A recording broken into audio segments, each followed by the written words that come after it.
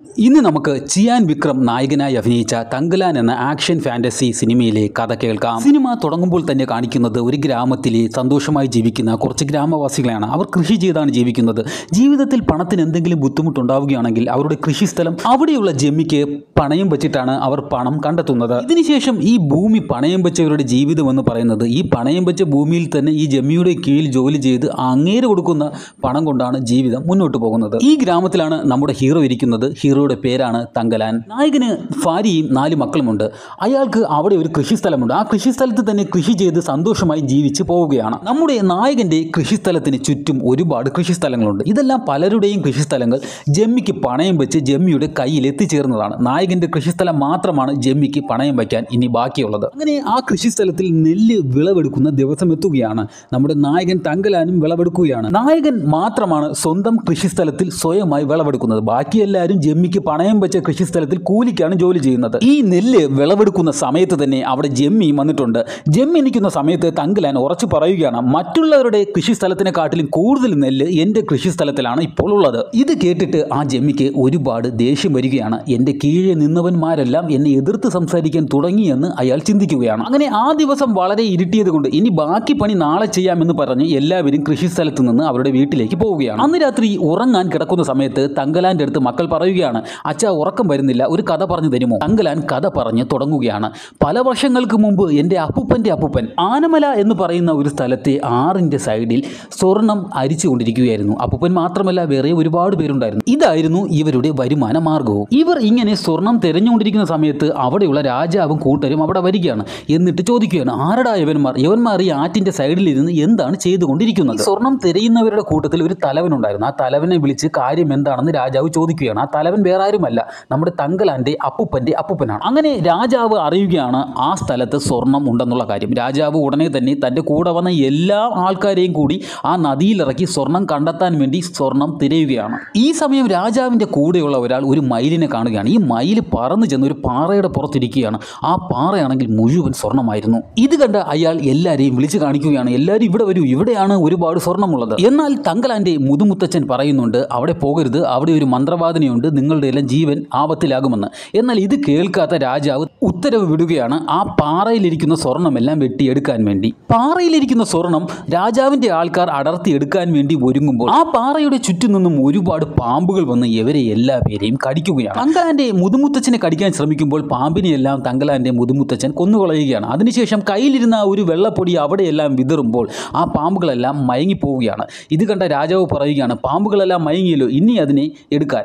എന്നാൽ തങ്കലാൻ പറയുകയാണ്, അവിടെ പോവരുത്, അവിടെ ആ മന്ത്രവാദിനി നിങ്ങൾക്കെതിരെ എന്തെങ്കിലും ചെയ്തു വെച്ചിട്ടുണ്ടാകും, ആപത്താണ് എന്ന്. എന്നാൽ രാജാവ് ഇതൊന്നും ചെവിക്കൊള്ളാതെ തൻ്റെ ആൾക്കാരെ ആ സ്വർണം എടുക്കാൻ വേണ്ടി പറഞ്ഞു വിടുകയാണ്.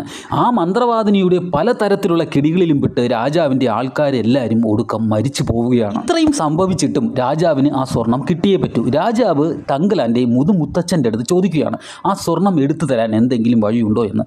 തങ്കലാൻ്റെ മുതുമുത്തച്ഛൻ തിരിച്ചു ചോദിക്കുകയാണ്, ആ സ്വർണം ഞാൻ എടുത്തു തന്നാൽ നിങ്ങൾ എനിക്ക് എന്ത് തരും? നീ ചോദിക്കുന്ന എന്തും തരുമെന്ന് രാജാവ് ഉറപ്പ് കൊടുക്കുകയാണ്. ഉടനെ തന്നെ തങ്കലാൻ്റെ മുതുമുത്തച്ഛൻ ചോദിക്കുകയാണ്, നിങ്ങൾ കൈവശം വച്ചിരിക്കുന്ന നമ്മുടെ കൃഷിഭൂമിയെല്ലാം നിങ്ങൾ തിരിച്ചു തരണം.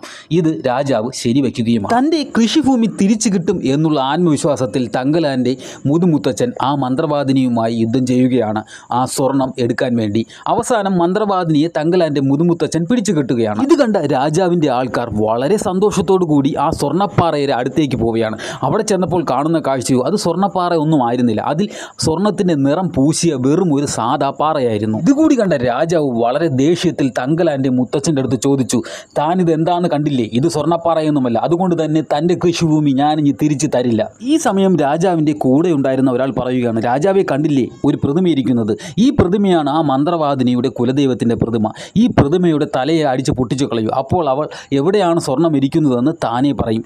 ഇത് കേട്ട ഉടനെ തന്നെ രാജാവ് ആ പ്രതിമയുടെ തലയെ അടിച്ച് പൊട്ടിക്കുകയാണ്. ഇത് കണ്ട ആ മന്ത്രവാദിനിക്ക് വളരെ ദേഷ്യം വരികയാണ്. തൻ്റെ കുലദൈവത്തിൻ്റെ തലയെ വെട്ടിയെടുത്ത ഉടനെ തന്നെ ആ മന്ത്രവാദിനി ഉച്ചത്തിൽ അലറുകയാണ്. ഈ അലർച്ച കേട്ട് അവിടെ ഉണ്ടായിരുന്ന എല്ലാവരും മരിച്ചു പോവുകയാണ്, രാജാവും തങ്കലാൻ്റെ മുത്തച്ഛനും ഒഴികെ. ഒടുവിൽ തങ്കലാൻ്റെ മുത്തച്ഛനും ആ മന്ത്രവാദിനിയും തമ്മിൽ ഘോരമായ യുദ്ധം നടക്കുകയാണ്.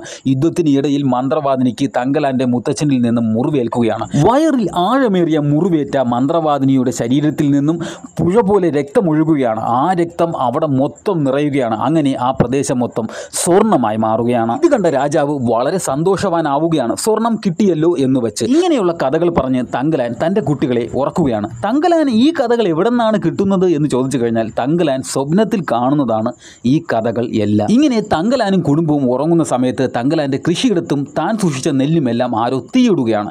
ഇതോടുകൂടി തങ്കലാൻ്റെ കൃഷിയും നെല്ലും സ്വത്തും എല്ലാം നഷ്ടമാവുകയാണ്. ഇത് ആരാണ് ചെയ്തത് എന്ന് വെച്ച് കഴിഞ്ഞാൽ നേരത്തെ ഒരു ജമ്മിയെക്കുറിച്ച് പറഞ്ഞല്ലോ, ആ ജമ്മി തന്നെയാണ് ഇത് ചെയ്തത്. ഇനി തങ്കലാന് ഒരു പ്രശ്നമുണ്ട്. സ്വന്തമായി ഭൂമിയുള്ളവർ കൃഷി ചെയ്യുന്നുണ്ടെങ്കിൽ ആ കൃഷിയുടെ ഒരു ഭാഗം രാജാവിന് കൊടുക്കണം, പോരാത്തതിന് മറ്റൊരു ഭാഗം കരമായി ബ്രിട്ടീഷുകാർക്കും കൊടുക്കണം. ഇത് കൊടുക്കാൻ ഇനി തങ്കലാന് കഴിയില്ല. അത് കൊടുക്കണമെങ്കിൽ ആ ജമ്മിയുടെ കയ്യിൽ നിന്നും ഇനി പണം കടമായി വാങ്ങണം. തങ്കലാൻ്റെ കൃഷിഭൂമി കത്തിച്ച ജമ്മിയുടെ ഉദ്ദേശവും ഇത് തന്നെയായിരുന്നു. അങ്ങനെ കരം കൊടുക്കാൻ വേണ്ടി തങ്കലാന് ആ ജമ്മിയുടെ കയ്യിൽ നിന്നും പണം കടമായി എടുക്കേണ്ടി വരുന്നു. തൻ്റെ കൃഷിഭൂമി പണയം വെച്ച് പകരം തങ്കലാനോ ആ ജമ്മിയുടെ കീഴിൽ കൂലിപ്പണിക്കാരനായി കൂലി ചെയ്യേണ്ട അവസ്ഥയിലും എത്തുന്നു. അടുത്ത് ഈ സിനിമയിൽ കാണിക്കുന്നത് ഒരു ബ്രിട്ടീഷുകാരനാണ്. ബ്രിട്ടീഷുകാരൻ ആ ഗ്രാമത്തിലുള്ള എല്ലാവരെയും വിളിച്ചു വരുത്തി ഒരു കാര്യം പറയുകയാണ്. ഇവിടെ ആനമല എന്ന് പറയുന്ന ഒരു സ്ഥലമുണ്ടെന്നും അവിടെ സ്വർണ്ണമുണ്ടെന്നും നമ്മുടെ ആൾക്കാരെല്ലാം അറിഞ്ഞിരിക്കുകയാണ്. പോരാത്തതിന് നിങ്ങൾ പണ്ട് ടിപ്പു സുൽത്താനും ചോളന്മാർക്കും ആ മലയിൽ നിന്നും സ്വർണം എടുത്തു കൊടുക്കാൻ സഹായിച്ചിട്ടുണ്ട് എന്നും എനിക്കറിയാം. അതുകൊണ്ട് നിങ്ങൾ എന്നെ ആ സ്വർണം എടുക്കാൻ വേണ്ടി സഹായിക്കണമെന്നാണ് ഈ സായിപ്പ് അവിടുത്തെ ഗ്രാമവാസികളുടെ അടുത്ത് പറയുന്നത്. എന്നാൽ ഗ്രാമവാസികൾ ഇതിനെ എതിര് പറയുകയാണ്. ആ മലയിലോട്ട് പോകുന്നതേ ആപത്താണ്, പോരാത്തതിന് ആപത്ത് ഒളിഞ്ഞിരിക്കുന്ന ഒരു സ്ഥലമാണ് ഈ ആനമല. എന്നാൽ അവിടെ പോകുന്നത് ഇത്രയും വലിയ ആപത്താണെന്ന് അറിഞ്ഞിട്ടും തങ്കലാൻ ആ സായിപ്പിൻ്റെ കൂടെ പോകാൻ തയ്യാറാവുകയാണ്. തങ്കലാൻ മാത്രമല്ല 3-4 ഗ്രാമവാസികളും തങ്കലാൻ്റെ കൂടെ ഈ സായിപ്പിൻ്റെ കൂടെ സ്വർണം കണ്ടെത്താൻ വേണ്ടി ആനമലയിലേക്ക് യാത്ര ചെയ്യുകയാണ്. അങ്ങനെ സ്വർണം തേടി സായിപ്പിൻ്റെ കൂടെയുള്ള യാത്രക്കിടയിൽ തങ്കലാൻ്റെ തലയ്ക്കകത്ത് നിന്ന് ആരോ നിർദ്ദേശം കൊടുക്കുന്നത് പോലെ തങ്കലാന് തോന്നുകയാണ്. നീ ഈ വഴിക്കാണ് പോകേണ്ടത്, അല്ല നീ ഈ വഴിക്കാണ് പോകേണ്ടതെന്ന് തങ്കലാൻ്റെ തലയ്ക്കകത്തിരുന്ന് ആരോ പറയുന്നത് പോലെ തങ്കലാനോ ആ വഴിക്ക് തന്നെയാണ് സഞ്ചരിക്കുന്നതും. ഇങ്ങനെ തങ്കലാൻ്റെ നിർദ്ദേശപ്രകാരം മുന്നോട്ട് പോയിക്കൊണ്ടിരിക്കുമ്പോൾ നടുവിൽ ഒരു ആറ് കാണുകയാണ്.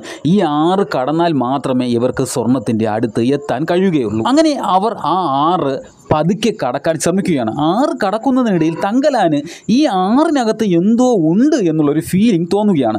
തങ്കലാൻ്റെ കാലിൽ മന്ത്രവാദിനി പിടിച്ച് വലിക്കുന്നത് പോലെ തങ്കലാന് തോന്നുകയും തങ്കലാനെ ആ ആറിനുള്ളിലേക്ക് വലിച്ച് കൊണ്ട് ആരോ പോവുകയും ചെയ്യുന്നു. കൂടെ ഉള്ളവർ നോക്കുമ്പോൾ തങ്കലാനെ കാണാനില്ല. അവർ ആറിലൊക്കെ തിരക്കി അവസാനം മുങ്ങിപ്പോയ തങ്കലാനെ ഒരു വിധത്തിൽ കരയിലേക്ക് വലിച്ച് കൊണ്ടുവരികയാണ്. തങ്കലാൻ്റെ ഇപ്പോഴത്തെ അവസ്ഥ എന്താണെന്ന് വെച്ച് കഴിഞ്ഞാൽ തങ്കലാൻ വളരെ വിചിത്രമായിട്ടാണ് ഇപ്പോൾ പെരുമാറുന്നത്. മുമ്പ് തങ്കലാൻ്റെ മുതുമുത്തച്ഛൻ രാജാവിന് നിധിയെടുത്തു കൊടുത്ത ഒരു കഥ പറഞ്ഞില്ലേ, ആ കഥയിലുള്ളതുപോലെയാണ് തങ്കലാൻ്റെ പെരുമാറ്റം എല്ലാം. അങ്ങനെ അവർ ഒരുപാട് ദൂരം സഞ്ചരിച്ചതിന് ശേഷം സായിപ്പിൻ്റെ കയ്യിലെ മാപ്പ് നോക്കി സായിപ്പ് പറയുകയാണ്, നമ്മൾ എത്തേണ്ട സ്ഥലമെത്തി, ഇവിടെ കുഴിച്ചാൽ സ്വർണം കിട്ടും. അങ്ങനെ സായിപ്പ് പറഞ്ഞ സ്ഥലത്ത് അവർ കുഴിച്ചു നോക്കുകയാണ്. പക്ഷേ സ്വർണം കിട്ടിയില്ല. ഒരുപാട് ദിവസം അവിടെ തങ്ങി പല സ്ഥലത്തും കുഴിച്ചിട്ടും അവർക്ക് സ്വർണം കിട്ടുന്നില്ല. ഒടുക്കം കൂട്ടത്തിൽ ഒരാൾ ഒരു മയിലിനെ കാണുകയാണ്. ആ മയിൽ ചെന്നിരിക്കുന്ന സ്ഥലത്ത് സ്വർണ്ണമുണ്ടെന്ന് കരുതി അവിടെയും കുഴിക്കുകയാണ്. എന്നാൽ അവിടെയും സ്വർണം കിട്ടിയില്ല. അങ്ങനെ അവർ നോക്കുമ്പോൾ വെള്ളം നിറഞ്ഞു കിടക്കുന്നത് കാണുന്നുണ്ട്. ആ വെള്ളത്തിലിറങ്ങി നോക്കിയാൽ സ്വർണം കിട്ടുമെന്ന് കരുതി അവർ വെള്ളത്തിലിറങ്ങി എല്ലാം പരിശോധിക്കുകയാണ്. പക്ഷേ അവർക്ക് കിട്ടുന്നത് ഒരു പ്രതിമയുടെ തലയാണ്. ആ പ്രതിമയുടെ തല ഏതാണെന്ന് നോക്കുമ്പോൾ ഏതാണെന്നോ പണ്ട് ഒരു രാജാവ് ഒരു പ്രതിമയുടെ തലയെ വെട്ടിയെറിഞ്ഞില്ലേ, ആ പ്രതിമയുടെ തലയാണ്. ഈ സമയം തങ്കലാൻ ചിന്തിക്കുകയാണ്, അപ്പോൾ ഞാൻ സ്വപ്നത്തിൽ കാണുന്ന കഥയെല്ലാം സത്യമായിരുന്നു. ഈ സമയം സ്വർണം അന്വേഷിച്ചു വന്ന ബ്രിട്ടീഷുകാരൻ വളരെ സങ്കടത്തിലാണ്. കാരണം എല്ലായിടത്തും അന്വേഷിച്ചിട്ടും സ്വർണം കിട്ടിയില്ല. അവസാനം ബ്രിട്ടീഷുകാരൻ ഒരു ഐഡിയ തോന്നി. തങ്കലാൻ ഇടയ്ക്കിടയ്ക്ക് പറയും ആ മലയുടെ ഭാഗത്താണ് സ്വർണം ഉണ്ടാവാൻ സാധ്യതയെന്ന്. പക്ഷേ ബ്രിട്ടീഷുകാരൻ അത് ചെവിക്കൊണ്ടിട്ടില്ലായിരുന്നു. ബ്രിട്ടീഷുകാരൻ തീരുമാനിക്കുകയാണ് തങ്കലാൻ പറഞ്ഞ സ്ഥലത്തുകൂടി തിരക്കിയിട്ട് ഇനി പോകാമെന്ന്. അങ്ങനെ അവരെല്ലാവരും കൂടി തങ്കലാൻ ചൂണ്ടിക്കാണിച്ച ആ ഭാഗത്തേക്ക് സ്വർണം അന്വേഷിച്ച് യാത്ര ചെയ്യുകയാണ്. ഇവരുടെ യാത്രാ മധ്യേ ഒരു കരിമ്പുലി വന്ന് നിൽക്കുകയാണ്. ഈ കരിമ്പുലി മാറിയാൽ മാത്രമേ ഇവർക്ക് മുന്നോട്ട് യാത്ര ചെയ്യാൻ പറ്റൂ എന്നുള്ള ഒരു അവസ്ഥ എത്തുകയാണ്. അങ്ങനെ തങ്കലാനും കരിമ്പുലിയും തമ്മിൽ നല്ല പോരാട്ടം നടക്കുകയാണ്. പോരാട്ടത്തിനൊടുവിൽ കരിമ്പുലി മരിക്കുകയാണ്. ഇതിനിടയിൽ മറ്റൊരു സംഭവം നടന്നു. ഇവരുടെ കൂടെ ഒരു പയ്യനുണ്ടായിരുന്നു, പയ്യൻ്റെ കൂടെ ഒരു കഴുതയുണ്ടായിരുന്നു. ഈ അടിയെല്ലാം കണ്ട് കഴുത പേടിച്ച് ഒരു വാക്കിന് ഓടുകയാണ്. കഴുതയുടെ പുറകെ ഈ പയ്യനും. കഴുത ചെന്ന് ഒരിടത്ത് നിൽക്കുന്നു. അവിടെ നോക്കിയതും തലയില്ലാത്ത ഒരു പ്രതിമ മണ്ണിൽ പൊഴിഞ്ഞു കിടക്കുകയാണ്. ഏത് പ്രതിമയെന്ന് നിങ്ങൾക്ക് മനസ്സിലായല്ലോ, രാജാവ് തല വെട്ടിക്കളഞ്ഞ പ്രതിമ. ആ പ്രതിമയുടെ തലയില്ലാത്ത ഭാഗത്ത് ആ കിട്ടിയ തലയെ യോജിപ്പിച്ച് ഇവർ വയ്ക്കുകയാണ്. ഇങ്ങനെ തല യോജിപ്പിച്ച് വച്ചതും പെട്ടെന്ന് ഒരു വലിയ ശബ്ദം കേൾക്കുകയാണ്. ശബ്ദം കേട്ട ഭാഗത്തേക്ക് നോക്കുമ്പോഴോ ആ പഴയ മന്ത്രവാദിനി അവിടെ വന്ന് നിൽക്കുകയാണ്. ആ മന്ത്രവാദിനിയും നമ്മുടെ തങ്കലാനുമായി നല്ല യുദ്ധത്തിൽ ഏർപ്പെടുകയാണ്. ഇതിനിടയിൽ അവിടെ ഒരു മിന്നൽ വീഴുകയാണ്. ഇതിൻ്റെ ആഘാതത്തിൽ അവിടെ ഉണ്ടായിരുന്നവരെല്ലാം ബോധം കെട്ട് പോവുകയാണ്. തങ്കലാനാണെങ്കിൽ ആ മന്ത്രവാദിനിയെ നിയന്ത്രിക്കാൻ കഴിയുന്നുമില്ല. വളരെ സമയങ്ങൾക്ക് ശേഷം ബോധം പോയവർക്കെല്ലാം ബോധം തിരിച്ചു വരികയാണ്. ആർക്കും ഒന്നും സംഭവിച്ചിട്ടില്ല. തങ്കലാനും സേഫാണ്. അങ്ങനെ ആ സായിപ്പ് നോക്കുമ്പോൾ ആ പ്രതിമയിരുന്ന ആ ഒരു സൈഡിൽ സ്വർണത്തിൻ്റെ ചെറിയൊരു അംശം കാണുകയാണ്. അപ്പോൾ സായിപ്പിന് മനസ്സിലാവുകയാണ് ഇവിടെ കുഴിച്ചാൽ ഒരുപാട് സ്വർണം കിട്ടുമെന്ന്. ആ ബ്രിട്ടീഷുകാരൻ തങ്കലാനെ വിളിച്ച് പറയുകയാണ്, നീ കാരണമാണ് എനിക്ക് ഈ സ്വർണം കണ്ടെത്താൻ കഴിഞ്ഞത്. നീ ഇല്ലെങ്കിൽ ഇത് കണ്ടെത്താൻ കഴിയില്ലായിരുന്നു.